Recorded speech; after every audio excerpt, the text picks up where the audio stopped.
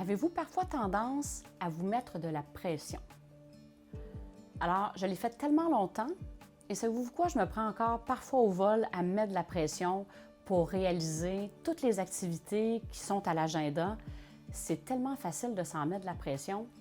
Et ce qu'on explore dans Performer autrement, c'est les activités qu'on accomplit quand on est vraiment dans la pression. Par exemple, là, on a un courriel à écrire parce qu'on s'était dit aujourd'hui, il fallait absolument envoyer ça. C'est sûr, des fois, on a des engagements, c'est présent, c'est correct. Mais il y a des fois, on va faire des activités par obligation parce qu'on s'est dit, hey, il faut que je réussisse, j'avais dit que je ferais ça aujourd'hui, je vais le faire, puis on se met de la pression de le faire.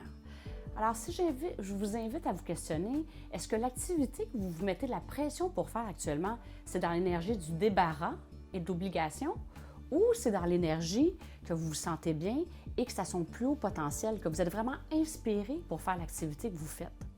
Toutes les fois que j'ai fait des activités pour me débarrasser, je me suis toujours rendu compte que le résultat qui venait avec était aussi dans l'énergie de se débarrasser, ce n'était pas à son plus haut potentiel. Alors, juste prendre cet exercice-là, et des fois, ça permet de voir, quand on est tellement dans la pression, de dire, est-ce que je devrais davantage aérer mon agenda, par exemple?